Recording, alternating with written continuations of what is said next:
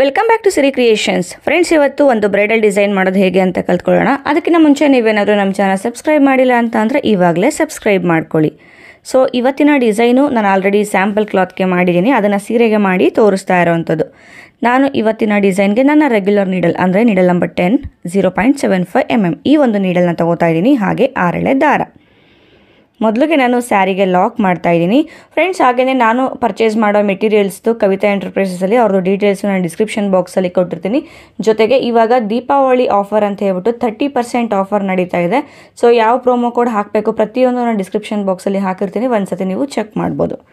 Lock ಆದಮೇಲೆ ಪಕ್ಕದಲ್ಲೇ 2 extra single ಕ್ರೋಶೆಗಳನ್ನ ಮಾಡ್ತಾಯಿದ್ದೀನಿ. ಸಿಂಗಲ್ ಕ್ರೋಶೆ, ಲಾಕ್ ಇದೆಲ್ಲ ಒಂದೇ ಸ್ಟಿಚ್ಚೇ.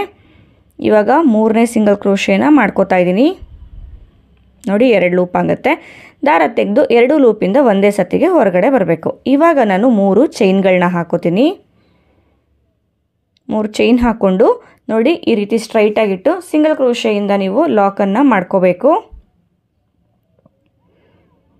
ಕರೆಕ್ಟಾಗಿ ಚೆಕ್ ಮಾಡ್ಕೊಳ್ಳಿ ಸ್ಟಾರ್ಟಿಂಗ್ ಪಾಯಿಂಟೇ. ಇನ್ ಕೇಸ್ ಲೂಸ್ ಅಂದರೆ ಸುಕ್ಕು ಬಂದರೆ ನೀವು ಇವಾಗ ಅಡ್ಜಸ್ಟ್ ಮಾಡ್ಕೋಬೋದು. ಸೊ ನಾನು ಲಾಕ್ ಆದಮೇಲೆ 3 ಎಕ್ಸ್ಟ್ರಾ ಸಿಂಗಲ್ ಕ್ರೋಶೆ ಮಾಡಿ ಮತ್ತೆ 3 ಚೈನ್ ಹಾಕ್ಕೊಂಡಿದ್ದೀನಿ. ಇವಾಗ ದಾರ ಮೇಲ್ ಮಾಡಿ ಇದಕ್ಕೆ ಒಂದು ಬೀಡನ್ನ ಹಾಕೋತಾ ಇದ್ದೀನಿ. ಸೊ ಫ್ರೆಂಡ್ಸ್, ಇವತ್ತಿನ ಡಿಸೈನ್ಗೆ ನಾನು ಯೂಶ್ವಲಿ ಯೂಸ್ ಮಾಡೋದು ಆ್ಯಂಟಿಕ್ ಬೀಡ್ಸ್ ಅಲ್ವಾ, ಸೊ ಅದೇ ರೀತಿ ಆ್ಯಂಟಿಕ್ ಬೀಡನ್ನ ಯೂಸ್ ಮಾಡ್ತಾ ಇದ್ದೀನಿ. ಸೊ ನೀವು ನಾರ್ಮಲ್ ಬೀಡ್ ಕೂಡ ಯೂಸ್ ಮಾಡ್ಕೋಬೋದು. ಬೀಡನ್ನ ಹಾಕ್ಕೊಂಡು ಬೀಡನ್ನ ಲಾಕ್ ಮಾಡ್ಕೊಳ್ಳಿ. ಹಾಗೆ ಈ ರೀತಿ ಸ್ಟ್ರೈಟಾಗಿ ಇಟ್ಕೊಂಡು ನೋಡ್ಕೊಳ್ಳಿ ಬೀಡ್ ಎಲ್ಲಿಗೆ ರೀಚ್ ಆಗುತ್ತೆ ಸ್ಯಾರಿಗೆ ಅಂತ. ಸ್ಟ್ರೈಟಾಗಿಟ್ಟು ನೋಡಿಕೊಂಡು ಅಲ್ಲಿಗೆ ನಾವು ಸಿಂಗಲ್ ಕ್ರೋಶೆಯಿಂದ ಲಾಕನ್ನು ಮಾಡ್ಕೋಬೇಕು. ನೀಟಾಗಿ ಲಾಕ್ ಮಾಡ್ಕೊಳ್ಳಿ. ಲಾಕ್ ಆದಮೇಲೆ ಇವಾಗಲೂ ಸಹ ಒಂದು ಸತಿ ಚೆಕ್ ಮಾಡ್ಕೊಳ್ಳಿ, ಎಲ್ಲೂ ಕೂಡ ನಮಗೆ ಸುಕ್ಕು ಬರಬಾರ್ದು. ನಾನಿವಾಗ 3 ಚೈನ್ ಹಾಕೋತಾ ಇದ್ದೀನಿ. ಬೀಡನ್ನ 2 ಕಡೆ 3 ಚೈನ್ ಹಾಕಿ ಸ್ಟ್ರೈಟಾಗಿಟ್ಟು ಸಿಂಗಲ್ ಕ್ರೋಶೆಯಿಂದ ನಾನು ಲಾಕನ್ನು ಮಾಡ್ಕೋತಾ ಇದ್ದೀನಿ. ನೋಡಿ, ಇದು ಈ ರೀತಿ ಬರುತ್ತೆ.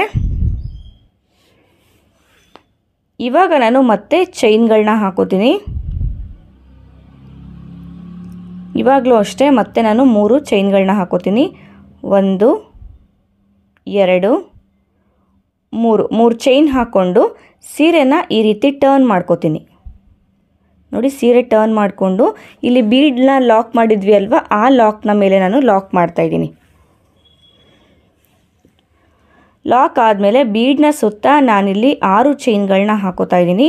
ಸೊ ಈ ಒಂದು ಬೀಡ್ಗೆ 6 ಚೈನು ಸಾಕಾಗುತ್ತೆ. ಇನ್ ಕೇಸ್ ಇನ್ನೂ ದೊಡ್ಡದು ಹಾಕ್ಕೊಂಡ್ರು ನೀವು ಚೈನ್ಗಳನ್ನ ಇನ್ಕ್ರೀಸ್ ಮಾಡ್ಕೋಬೋದು, ಚಿಕ್ಕದು ಹಾಕ್ಕೊಂಡ್ರು ಚೈನ್ಗಳನ್ನ ಡಿಕ್ರೀಸ್ ಮಾಡ್ಕೋಬೋದು. ನಾನು 6 ಚೈನ್ ಹಾಕ್ಕೊಂಡು ನೋಡಿ ಬೀಡನ್ನ ಸುತ್ತ ಈ ರೀತಿ ಬಂದು ಫಸ್ಟು 3 ಚೈನ್ ಹಾಕಿ ಲಾಕ್ ಮಾಡಿದ್ವಿ ಅಲ್ವಾ, ಬೀಡ್ ಹಾಕೋದಕ್ಕಿಂತ ಮುಂಚೆ ಒಂದು ಲಾಕ್ ಇದೆ ಅಲ್ವಾ, ಆ ಒಂದು ಲಾಕ್ನ ಮೇಲ್ಗಡೆಗೆ ಲಾಕ್ ಮಾಡ್ಕೋತೀನಿ. ನಾನಿಲ್ಲಿ ಸೀರೆಗೆ ಟಚ್ ಮಾಡ್ತಾ ಇಲ್ಲ, ಡೈರೆಕ್ಟಾಗಿ ಲಾಕ್ ಮಾಡಿದ್ವಿ ಅಲ್ವಾ, ಆ ಒಂದು ಲಾಕ್ನ ಮೇಲೇ ಲಾಕ್ ಮಾಡ್ತಿರೋದು. ಮತ್ತೆ ಇವಾಗ 3 ಚೈನ್ಗಳು ಹಾಕ್ಕೊಳ್ಳೋಣ. 3 ಚೈನ್ ಹಾಕ್ಕೊಂಡು ನೋಡಿ ಇಲ್ಲಿ ಕೊನೆ ಅಂದರೆ ಈ ಕಡೆಯಿಂದ ಫಸ್ಟು ಸಿಂಗಲ್ ಕ್ರೋಶೆ ಮೇಲ್ಗಡೆ ಲಾಕ್ ಮಾಡ್ಕೊಳ್ಳೋಣ. ಲಾಕ್ ಆದಮೇಲೆ ಇದು ಬ್ಯಾಕ್ ಸೈಡಿಂದ ಈ ರೀತಿ ಬರುತ್ತೆ. ಮತ್ತೆ ನಾನು ಸೀರೆನ ಸೀದಾ ಸೈಡ್ಗೆ ತಗೋತೀನಿ, ಅಂದರೆ ಸ್ಟಾರ್ಟಿಂಗ್ ವರ್ಕ್ ಸ್ಟಾರ್ಟ್ ಮಾಡಿದ್ವಿ ಅಲ್ವಾ, ಆ ಒಂದು ಸೈಡ್ಗೆ ತಗೋತೀನಿ. ಇವಾಗ ಸೂಜಿ ಮೇಲೆ ದಾರ ತಗೊಂಡು ನೋಡಿ ಇಲ್ಲಿ ಬೀಡ್ನ ಸುತ್ತ 6 ಚೈನ್ ಹಾಕಿದ್ವಿ ಅಲ್ವಾ, ಆ ಒಂದು 6 ಚೈನ್ನ ಗ್ಯಾಪ್ನ ಒಳಗಡೆಗೆ ಡಬಲ್ ಕ್ರೋಶೆನ ಮಾಡ್ಕೋತಾ ಇದ್ದೀನಿ. ಸೂಜಿ ಮೇಲೆ ಒಂದು ಸತಿ ದಾರ ತಗೊಳ್ಳಿ, ಇನ್ಸರ್ಟ್ ಮಾಡಿ ದಾರ ತೆಗೆದ್ರೆ 3 ಲೂಪ್ ಆಗುತ್ತೆ. ಮತ್ತು 2 ವರ್ಕ್ ಮಾಡ್ಕೊಳ್ಳಿ. ಸೊ ಸೂಜಿ ಮೇಲೆ ಒಂದು ಸತಿ ದಾರ ತೊಗೊಂಡು ವರ್ಕ್ ಮಾಡೋವಂಥ ಸ್ಟಿಚ್ಗೆ ಡಬಲ್ ಕ್ರೋಶೆ ಅಂತ ಹೇಳ್ತೀವಿ. ಫ್ರೆಂಡ್ಸ್, ಹಾಗೆಯೇ ಯಾರಿಗಾದ್ರೂ ಸೀರೆ ಕುಚ್ಚು ಕಲಿಯೋ ಇಂಟ್ರೆಸ್ಟ್ ಇತ್ತು ಅಂತ ಅಂದರೆ ಇಲ್ಲಿ ಡಿಸ್ಪ್ಲೇ ಆಗ್ತಾ ಇರೋ ನಂಬರ್ಗೆ ನೀವು ನನ್ನ ಕಾಂಟ್ಯಾಕ್ಟ್ ಮಾಡ್ಬೋದು. ವಾಟ್ಸಪ್ ನಂಬರ್ ನಾನು ಕೊಟ್ಟಿರೋದು, ಥ್ರೂ ವಾಟ್ಸಪ್ಪಿಂದನೇ ನೀವು ನನ್ನ ಕಾಂಟ್ಯಾಕ್ಟ್ ಮಾಡ್ಬೋದು. ಸೊ ನೋಡಿ ಇಲ್ಲಿ ಡಬಲ್ ಕ್ರೋಶೆಗಳನ್ನ ಮಾಡ್ತಾಯಿದ್ದೀನಿ. ಸ್ಯಾರಿ ಬ್ಯಾಕ್ಗ್ರೌಂಡಲ್ಲಿ ಅಷ್ಟು ನೀಟಾಗಿ ಗೊತ್ತಾಗ್ತಿರಲಿಲ್ಲ, ಸೊ ಹಾಗಾಗಿ ವೈಟ್ ಬ್ಯಾಕ್ಗ್ರೌಂಡಲ್ಲೇ ಮಾಡೋಣ ಅಂತ ಹೇಳಿ ವೈಟ್ ಬ್ಯಾಕ್ಗ್ರೌಂಡಲ್ಲಿ ಮಾಡಿ ತೋರಿಸ್ತಾ ಇರೋದು. ನೋಡಿ, ಮತ್ತೆ ಡಬಲ್ ಕ್ರೋಶೆ. ಸೊ ಇಲ್ಲಿ 6 ಚೈನ್ ಗ್ಯಾಪ್ ಏನಿದೆ ಅಲ್ವಾ, ಈ ಒಂದು 6 ಚೈನ್ನ ಗ್ಯಾಪ್ನ ಒಳಗಡೆಗೆ ಟೋಟಲಾಗಿ ನಾನು 12 ಡಬಲ್ ಕ್ರೋಶೆಗಳನ್ನ ವರ್ಕ್ ಮಾಡ್ಕೋತೀನಿ. ಸೂಜಿ ಮೇಲೆ ಒಂದು ಸತಿ ದಾರ ತೊಗೊಂಡು ವರ್ಕ್ ಮಾಡುವಂಥ ಸ್ಟಿಚ್ಗೆ ಡಬಲ್ ಕ್ರೋಶೆ ಅಂತ ಹೇಳ್ತೀವಿ. ಫ್ರೆಂಡ್ಸ್, ಹಾಗೆಯೇ ನನ್ನ ಹೊಸ ಚಾನಲ್ ಕೂಡ ಇದೆ. ನಿಮ್ಗೆ ಆಲ್ಮೋಸ್ಟ್ ನನ್ನ ಕಮ್ಯುನಿಟಿನ ನೋಡ್ತಾ ಇರೋರಿಗೆ ನಿಮಗೆ ಗೊತ್ತಿರುತ್ತೆ. ಆ ಒಂದು ಚಾನಲ್ನ ಲಿಂಕು ನಾನು ಡಿಸ್ಕ್ರಿಪ್ಷನ್ ಬಾಕ್ಸಲ್ಲಿ ಕೊಟ್ಟಿರ್ತೀನಿ, ಒಂದು ಸತಿ ನೀವು ಚೆಕ್ ಮಾಡ್ಬೋದು. ಮತ್ತು ಇವಾಗ ಡಬಲ್ ಕ್ರೋಶೆ 2 ಮತ್ತು 2 ಸೂಜಿ ಮೇಲೆ ದಾರ ತಗೊಂಡು ವರ್ಕ್ ಮಾಡುವಂಥ ಸ್ಟಿಚ್ಗೆ ಡಬಲ್ ಕ್ರೋಶೆ ಅಂತ ಹೇಳ್ತೀವಿ.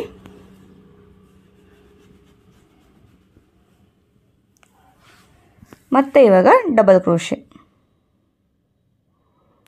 ಎರಡರಲ್ಲಿ ಒಂದು ಮತ್ತು ಎರಡರಲ್ಲಿ ಒಂದು, ಮತ್ತು ಡಬಲ್ ಕ್ರೋಶೆ.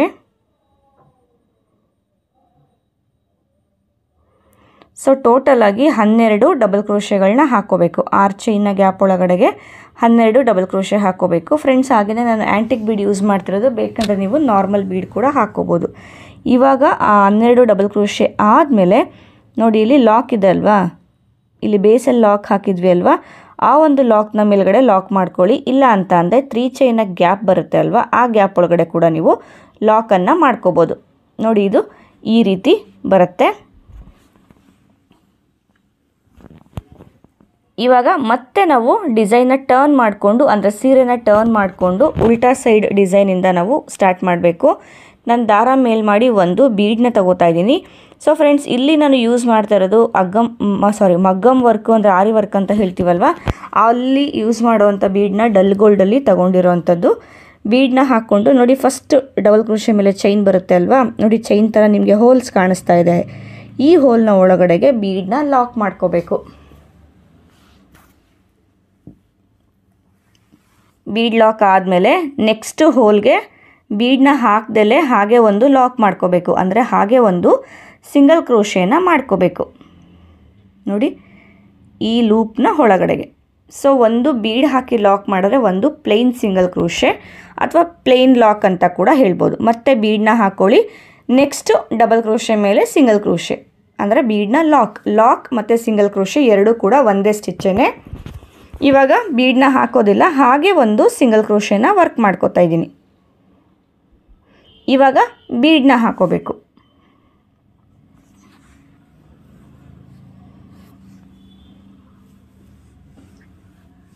ಇವಾಗ ಬೀಡನ್ನ ಹಾಕ್ಕೊಂಡು ನೆಕ್ಸ್ಟ್ ಡಬಲ್ ಕ್ರೋಶೆ ಮೇಲೆ ಇರೋ ಹೋಲ್ಗೆ ನಾವು ಬೀಡನ್ನ ಲಾಕ್ ಮಾಡ್ಕೋಬೇಕು. ಈ ಕೊನೆಯದಾಗಿ ಬೀಡನ್ನ ಲಾಕ್ ಮಾಡ್ತೀವಲ್ವ, ಅದಾದಮೇಲೆ ಎಕ್ಸ್ಟ್ರಾ ಲಾಕ್ ಮಾಡೋದು ಬೇಡ, ಡೈರೆಕ್ಟಾಗಿ ನಾನು 3 ಚೈನ್ಗಳನ್ನ ಹಾಕೋತಾ ಇದ್ದೀನಿ. 3 ಚೈನ್ ಹಾಕ್ಕೊಂಡು ನೋಡಿ ಇಲ್ಲಿ ಒಂದು ಹೋಲ್ನ ಬಿಟ್ಟು ನೆಕ್ಸ್ಟ್ ಹೋಲ್ನ ಮೇಲೆ 3 ಚೈನ್ನ ನಾವು ಲಾಕ್ ಮಾಡ್ಕೋಬೇಕು. ಇವಾಗಲೂ ಅಷ್ಟೇ ಎಕ್ಸ್ಟ್ರಾ ಸಿಂಗಲ್ ಕ್ರೋಶೆ ಹಾಕೋದೇನು ಬೇಡ, ಡೈರೆಕ್ಟಾಗಿ ಬೀಡನ್ನ ಹಾಕೋಬೇಕು. ಈ ಒಂದು ಆರ್ಚ್ಗೆ 2 ಸೈಡಲ್ಲಿ 3 ಬೀಡ್ ಬರುತ್ತೆ. ಸೊ ಅಭ್ಯಾಸ ಇರೋರು 3 ಬೀಡ್ಗಳನ್ನ ಒಟ್ಟಿಗೆ ತೊಗೊಂಡು ವರ್ಕ್ ಮಾಡ್ಕೊಳ್ಳಿ, ಇಲ್ಲ ಅಭ್ಯಾಸ ಇಲ್ಲದೆ ಇರೋರು ಒಂದೊಂದೇ ಬೀಡಿಂದ ವರ್ಕ್ ಮಾಡ್ಕೊಳ್ಳಿ. ಸೊ ಅದು ಕೂಡ ಚೆನ್ನಾಗೇ ಬರುತ್ತೆ. ನೋಡಿ ಬೀಡ್ ತಗೊಂಡು ನಾನು ಲಾಕ್ ಮಾಡ್ತಾ ಇದ್ದೀನಿ. ಫ್ರೆಂಡ್ಸ್ ಗಮನ ಇಟ್ಕೊಳ್ಳಿ, ಬೀಡನ್ನ ಯಾವುದೇ ಕಾರಣಕ್ಕೂ ಲಾಕ್ ಮಾಡಿ ಆಮೇಲೆ ಲಾಕ್ ಮಾಡೋಕ್ಕೆ ಹೋಗ್ಬೇಡಿ, ಬೀಡನ್ನ ಹಾಕಿದ ತಕ್ಷಣವೇ ಲಾಕ್ ಮಾಡ್ಕೊಳ್ಳಿ. ಲಾಕ್ ಆದಮೇಲೆ ಒಂದು ಎಕ್ಸ್ಟ್ರಾ ಸಿಂಗಲ್ ಕ್ರೋಶೆ ಹಾಕಿದ್ದೆ, ಮತ್ತೆ ಬೀಡನ್ನ ಹಾಕಿ ಲಾಕ್ ಮಾಡ್ಕೋತಾ ಇದ್ದೀನಿ. ಇವಾಗ ಬೀಡ್ ಹಾಕೋದು ಬೇಡ, ಹಾಗೆ ಒಂದು ಲಾಕ್. ಇವಾಗ ಬೀಡನ್ನ ಹಾಕ್ಕೊಂಡು ಬೀಡನ್ನ ಲಾಕ್ ಮಾಡ್ತಾ ಇದ್ದೀನಿ. ಲಾಕ್ ಆದಮೇಲೆ ಕೊನೆ ಡಬಲ್ ಕ್ರೋಶೆ ಮೇಲೂ ಕೂಡ ಒಂದು ಎಕ್ಸ್ಟ್ರಾ ಲಾಕ್ ಮಾಡ್ಕೋಬೇಕು. ನಿಮಗೆ ಕೊನೆ ಡಬಲ್ ಕ್ರೋಶೆ ಬೇಡ ಅಂತ ಅಂದರೆ ನೋಡಿ ಇಲ್ಲಿ ಸಿಂಗಲ್ ಕ್ರೋಶೆ ಹಾಕಿದ್ವಿ ಅಲ್ವಾ, 2ನೇ ಸಿಂಗಲ್ ಕ್ರೋಶೆಗೂ ಕೂಡ ನೀವು ಲಾಕ್ ಮಾಡ್ಕೋಬೋದು, ಆವಾಗ ಶೇಪು ನಮಗೆ ನೀಟಾಗಿ ಬರುತ್ತೆ. ಲಾಕ್ ಆದಮೇಲೆ ನಾವಿವಾಗ 3 ಚೈನ್ಗಳನ್ನ ಹಾಕ್ಕೊಳ್ಳೋಣ. 3 ಚೈನ್ ಹಾಕ್ಕೊಂಡು ಮತ್ತೆ ಸೀರೆನ ಸೀದಾ ಸೈಡ್ಗೆ ಸ್ಟಾರ್ಟಿಂಗ್ ತೊಗೊಂಡ್ವಲ್ಲ ಅಲ್ಲಿಗೆ ಟರ್ನ್ ಮಾಡ್ಕೋಬೇಕು. ಟರ್ನ್ ಮಾಡಿಕೊಂಡು ನೋಡಿ 2 ಬೀಡ್ ಮಧ್ಯೆ ಒಂದು ಸಿಂಗಲ್ ಕ್ರೋಶೆ, ಅಂದರೆ ಒಂದು ಪ್ಲೇನ್ ಸಿಂಗಲ್ ಕ್ರೋಶೆ ಮಾಡಿರ್ತೀವಿ ಅಲ್ವಾ, ಆ ಪ್ಲೇನ್ ಸಿಂಗಲ್ ಕ್ರೋಶೆ ಮೇಲೆ 3 ಚೈನ್ನ ನಾವು ಲಾಕ್ ಮಾಡ್ಕೋಬೇಕು. ಮತ್ತೆ ಇವಾಗ 3 ಚೈನ್ ಹಾಕ್ಕೊಳ್ಳಿ. 3 ಚೈನ್ ಹಾಕ್ಕೊಂಡು ನೆಕ್ಸ್ಟ್ ಬೀಡ್ ಆದಮೇಲೆ ಒಂದು ಸಿಂಗಲ್ ಕ್ರೋಶೆ ಇದೆ ಅಲ್ವಾ, ಆ ಒಂದು ಸಿಂಗಲ್ ಕ್ರೋಶೆಗೆ 3 ಚೈನ್ನ ನಾವು ಲಾಕ್ ಮಾಡ್ಕೋಬೇಕು. ಮತ್ತೆ 3 ಚೈನ್ ಹಾಕ್ಕೊಂಡು ಲಾಕನ್ನು ಮಾಡ್ಕೊಳ್ಳಿ.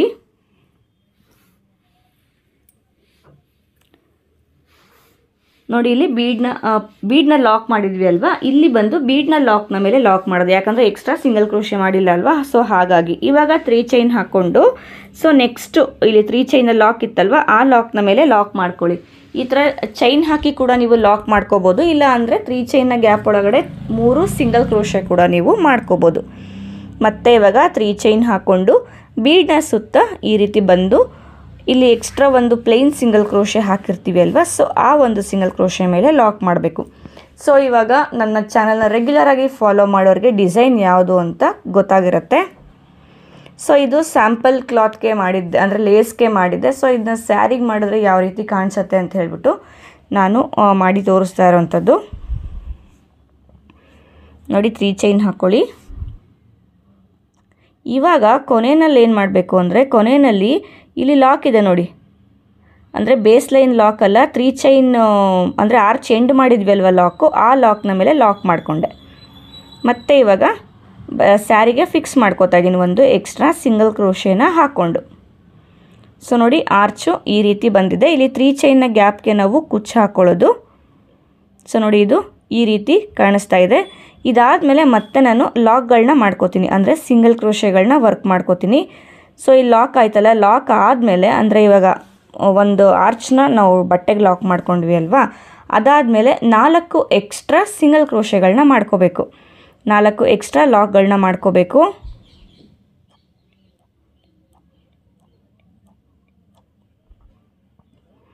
ಚೆಕ್ ಮಾಡ್ಕೊಳ್ಳಿ, ಕೌಂಟಿಂಗ್ಸ್ ಕರೆಕ್ಟಾಗಿರಲಿ. ಇಲ್ಲ ಅಂತಂದರೆ ಒಂದು ಆರ್ಚ್ಗೂ ಇನ್ನೊಂದು ಆರ್ಚ್ಗೂ ಡಿಸ್ಟೆನ್ಸು ಜಾಸ್ತಿ ಬಂದುಬಿಡುತ್ತೆ, ಇಲ್ಲ ಕಡಿಮೆ ಬಂದುಬಿಡುತ್ತೆ. ಹಾಗಾಗಿ ಸೇಮ್ ಡಿಸ್ಟೆನ್ಸಲ್ಲೇ ಮಾಡ್ಕೊಳ್ಳಿ. ಸ್ಟಾರ್ಟಿಂಗಲ್ಲಿ 3 ಎಕ್ಸ್ಟ್ರಾ ಹಾಕಿದೆ ಸಿಂಗಲ್ ಕ್ರೋಶೆ, ಲಾಕ್ ಆದಮೇಲೆ ಸೊ ಆರ್ಚ್ ಕಂಪ್ಲೀಟ್ ಆದಮೇಲೆ ಇನ್ನೊಂದು ಆರ್ಚ್ ಸ್ಟಾರ್ಟ್ ಮಾಡೋದಕ್ಕಿಂತ ಮುಂಚೆ 5 ಸಿಂಗಲ್ ಕ್ರೋಶೆ. ನೋಡಿ ಆರ್ಚು ಈ ರೀತಿ ಬರುತ್ತೆ. ಅಂದರೆ ಸಿಂಗಲ್ ಕ್ರೋಶೆಗಳಾದಮೇಲೆ ಮತ್ತೆ 3 ಚೈನ್ ಹಾಕೋಬೇಕು. 1 2 3 ಚೈನ್ ಹಾಕಿ ಸ್ಟ್ರೈಟಾಗಿಟ್ಟು ಲಾಕ್ ಮಾಡ್ಕೊಳ್ಳಿ. 3 ಚೈನ್ನ ನಾವು ಲಾಕ್ ಮಾಡಿ ಆದಮೇಲೆ ಒಂದು ಬೀಡನ್ನ ಹಾಕ್ಕೋಬೇಕು. ಸೊ ಇಲ್ಲಿ ಕ್ರಿಸ್ಟಲ್ ಬೀಡ್ ಕೂಡ ಹಾಕ್ಕೋಬೋದು, ಆ್ಯಂಟಿಕ್ ಬೀಡ್ ಇಲ್ಲ ಅಂತ ಹೇಳೋರು, ಇಲ್ಲ ನಾರ್ಮಲ್ ಬೀಡ್ ಕೂಡ ಹಾಕ್ಕೋಬೋದು. ಕ್ರಿಸ್ಟಲ್ ಹಾಕಿದ್ರೆ ಇನ್ನೂ ಲುಕ್ಕು ತುಂಬ ಚೆನ್ನಾಗಿ ಬರುತ್ತೆ. ಅದು ಬೀಡನ್ನ ಹಾಕಿ ಬೀಡನ್ನ ಲಾಕ್ ಮಾಡಿಕೊಂಡು ಆಮೇಲೆ ಇದನ್ನು ನಾವು ಸ್ಯಾರಿಗೆ ಫಿಕ್ಸ್ ಮಾಡ್ಕೋಬೇಕು. ಸೊ ಬೀಡ್ ಹಾಕೋದಕ್ಕಿಂತ ಮುಂಚೆ 3 ಚೈನ್ ಹಾಕಿದ್ವಿ ಅಲ್ವಾ, ಸೊ ಇವಾಗ ಬೀಡ್ ಹಾಕಿ ಆಯಿತು. ಬೀಡ್ ಹಾಕಿ ಆದಮೇಲೆ 3 ಚೈನ್ ಹಾಕೋಬೇಕು. ಬೀಡನ್ನ ಎರಡೂ ಸೈಡು 3 ಚೈನ್ ಬರುತ್ತೆ ನಮಗೆ.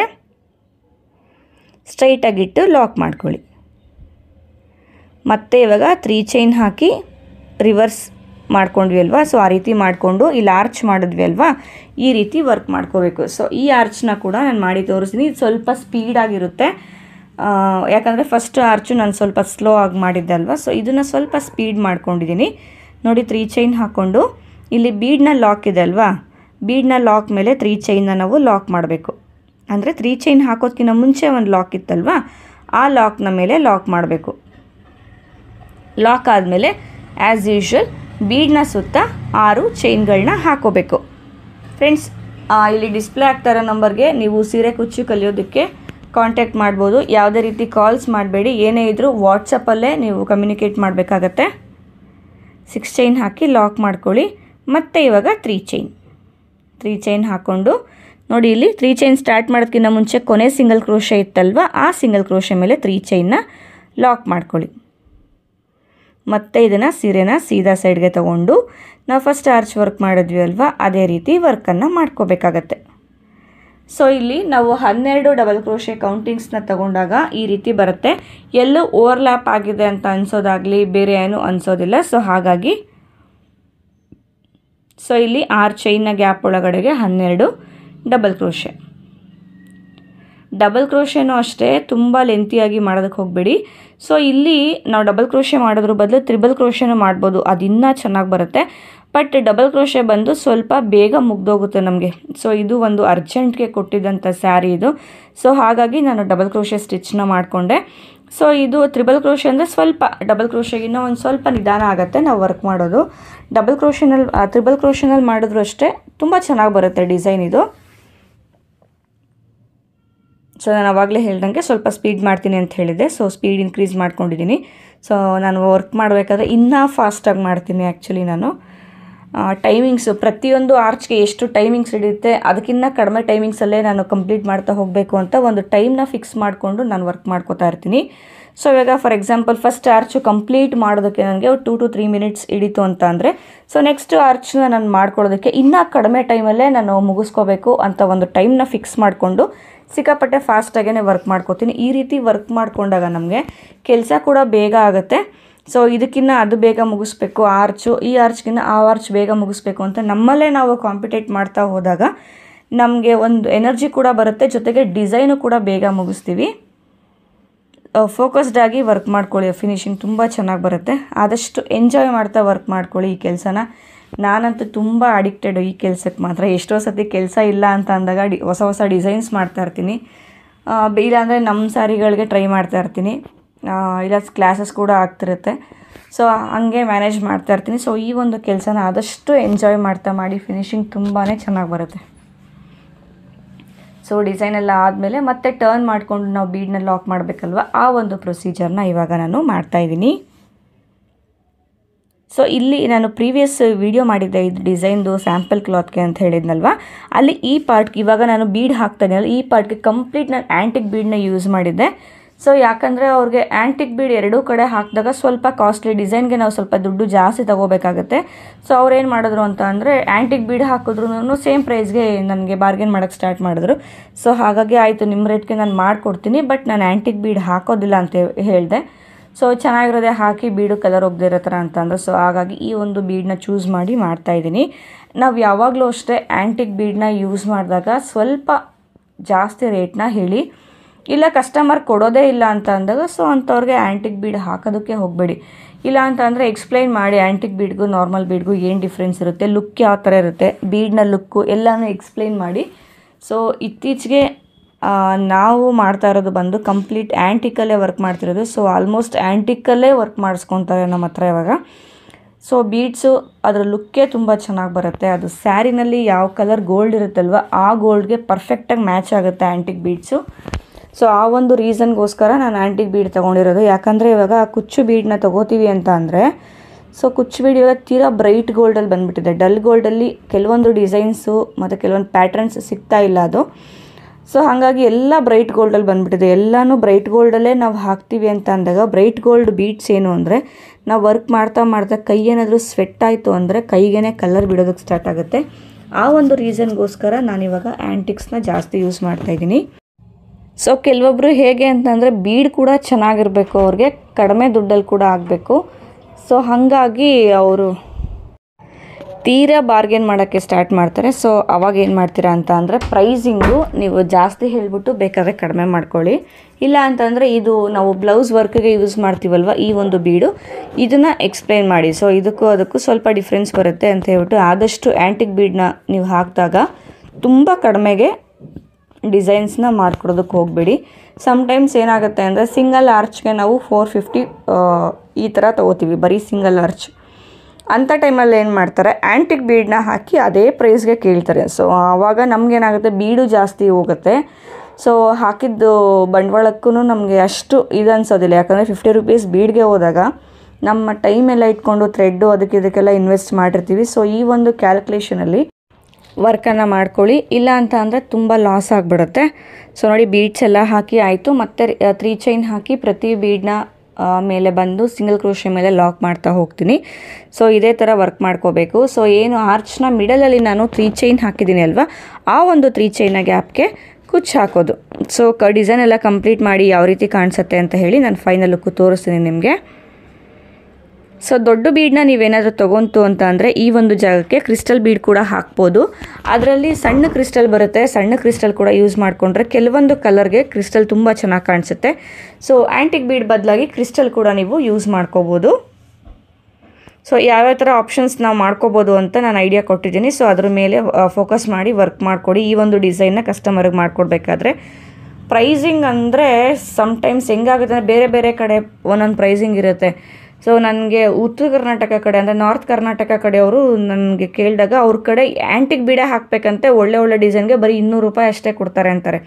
ಸೊ ಅಂಥ ಟೈಮಲ್ಲಿ ದಯವಿಟ್ಟು ಯಾರೂ ಆ್ಯಂಟಿಕ್ ಬೀಡನ್ನ ಯೂಸ್ ಮಾಡಬೇಡಿ. ಇನ್ವೆಸ್ಟ್ಮೆಂಟೇ ಹೊಟ್ಟೋಗುತ್ತೆ ನಮಗೆ, ನಾವು ಮಾಡಿರೋ ವರ್ಕಿಗೆ ದುಡ್ಡೇ ಬರೋದಿಲ್ಲ. ಸೊ ಹಾಗಾಗಿ ಆದಷ್ಟು ನೋಡಿಕೊಂಡು ವರ್ಕ್ ಮಾಡ್ತಾ ಹೋಗಿ. ನಾವಿರೋ ಕಡೆ ಎಲ್ಲ ಬಂದು ಈ ಒಂದು ಡಿಸೈನ್ಗೆ ಇವಾಗ ನಾನು ವರ್ಕ್ ಮಾಡ್ತಿದ್ದೀನಲ್ವ, ಈ ಒಂದು ಡಿಸೈನ್ಗೆ ಒಂದೇ ಆ್ಯಂಟಿಕ್ ಬೀಡನ್ನ ನಾನು ಯೂಸ್ ಮಾಡಿರೋದು, ಮೇಲೆ ನಾರ್ಮಲ್ ಬೀಡನ್ನ ಯೂಸ್ ಮಾಡ್ತಿರೋದು. ಸೊ ಈ ಒಂದು ಡಿಸೈನ್ಗೆ ನಾನು 950 ನಾನು ಚಾರ್ಜ್ ಮಾಡಿದ್ದೀನಿ ಅವ್ರಿಗೆ. ಸೊ ಎರಡೂ ಕಡೆ ಆ್ಯಂಟಿಕ್ ಬೀಡನ್ನ ಯೂಸ್ ಮಾಡಬೇಕು ಅಂತ ಅಂದಾಗ ನಾನು 1250ನೇ ಈ ಡಿಸೈನ್ಗೆ ತಗೊಳ್ಳೋದು. ಯಾಕಂದರೆ ಹತ್ರ ಬರುತ್ತೆ ಆರ್ಚು. ಸೊ ಲುಕ್ ವೈಸ್ ನೋಡಿದ್ರೆ ತುಂಬಾ ಚೆನ್ನಾಗಿರುತ್ತೆ. ಸೊ ಹಾಗಾಗಿ ಈ ಒಂದು ಪ್ರೈಸಿಂಗ್ನ ನಾನು ಮಾಡಿರೋದು. ಸೊ ನೋಡಿ ಇಲ್ಲಿ ಆರ್ಚ್ ಲಾಕ್ ಮಾಡಿದೆ. ಸೊ ಇವಾಗ 2 ಆರ್ಚು ಕಂಪ್ಲೀಟ್ ಆಗಿದೆ. ನೋಡ್ಬೋದು ಎಷ್ಟು ಹತ್ರ ಬಂದಿದೆ ಆರ್ಚ್ ಅಂತ ಹೇಳಿಬಿಟ್ಟು. ಸೊ ಇಲ್ಲಿ 2 ಇಲ್ಲಿ ಮಿಡಲಲ್ಲಿ 3 ಚೈನ್ ಹಾಕಿದ್ದೀನಿ ಅಲ್ವಾ, ಅಲ್ಲಿಗೆ ಕುಚ್ಚನ್ನು ಕಟ್ಟೋವಂಥದ್ದು. ನೋಡಿ ಇದು ಈ ರೀತಿ ಕಾಣಿಸುತ್ತೆ. ಕುಚ್ಚೆಲ್ಲ ಹಾಕಿದ್ಮೇಲೆ ಡಿಸೈನ್ ಯಾವ ರೀತಿ ಕಾಣಿಸುತ್ತೆ ಅಂತ ನೀವು ನೋಡ್ತಾ ಇರ್ಬೋದು. ಇವಾಗ ಈ ರೀತಿ ಬರುತ್ತೆ. ಇದು ಇವತ್ತಿನ ಡಿಸೈನ್ದು ಫೈನಲ್ ಲುಕ್ಕು. ಈ ಡಿಸೈನ್ಗೆ ನಾನು ಒಂದೇ ಆ್ಯಂಟಿಕ್ ಬೀಡನ್ನ ಯೂಸ್ ಮಾಡಿರೋದ್ರಿಂದ 950 ನಾನು ಚಾರ್ಜ್ ಮಾಡಿದ್ದೀನಿ. ಸೊ ನಿಮ್ಮ ಒಂದು ಏರಿಯಾ ಮೇಲೆ ಕೂಡ ಡಿಪೆಂಡ್ ಆಗುತ್ತೆ ಪ್ರೈಸಿಂಗ್ ಮಾಡೋವಂಥದ್ದು. ಸೊ ಫ್ರೆಂಡ್ಸ್, ಇವತ್ತಿನ ಡಿಸೈನ್ದು ಫೈನಲ್ ಲುಕ್ಕು ನಿಮ್ಮೆಲ್ಲರಿಗೂ ಇಷ್ಟ ಆಗಿದೆ ಅಂತ ಭಾವಿಸ್ತೀನಿ. ಇಷ್ಟ ಆದರೆ ವಿಡಿಯೋಗೆ ಒಂದು ಲೈಕ್ ಮಾಡಿ. ನೀವು ಲೈಕ್ ಮಾಡಿದ್ರೆ ನೆಕ್ಸ್ಟ್ ಒಳ್ಳೆ ಡಿಸೈನ ಕೊಡೋದಕ್ಕೆ ನಮಗೂ ಮೋಟಿವೇಟ್ ಆಗುತ್ತೆ. ತುಂಬ ಚೆನ್ನಾಗಿ ವೀಡಿಯೋ ನೋಡ್ತಾ ಇದ್ದಾರೆ, ಬಟ್ ವೀಡಿಯೋಗೆ ಯಾರೂ ಕೂಡ ಲೈಕ್ ಮಾಡ್ತಾಯಿಲ್ಲ. ಸೊ ಹಾಗಾಗಿ ಆದಷ್ಟು ವೀಡಿಯೋಗೆ ಲೈಕ್ ಮಾಡಿ. ಸೊ ಲೈಕ್ ಮಾಡಿದ್ರೆ ಇನ್ನೂ ಹೊಸ ಡಿಸೈನ್ಸ್ ಕೂಡ ಹಾಕೋದಕ್ಕೆ ನಮಗೂ ಒಂದು ಮೋಟಿವೇಟ್ ಸಿಕ್ದಂಗೆ ಆಗುತ್ತೆ. ಸೊ ಮೆಟೀರಿಯಲ್ಸ್ ಡೀಟೇಲ್ಸ್ ಬೇಕು ಅಂದರೆ ಡಿಸ್ಕ್ರಿಪ್ಷನ್ ಬಾಕ್ಸಲ್ಲಿ ಡೀಟೇಲ್ಸ್ ಹಾಕಿರ್ತೀನಿ. 30% ಡಿಸ್ಕೌಂಟ್ ಕೂಡ ನಡೀತಾ ಇದೆ. ಒಂದು ಸತಿ ನೀವು ಚೆಕ್ ಮಾಡ್ಬೋದು. ಮತ್ತೆ ಸಿಗೋಣ. Thank you.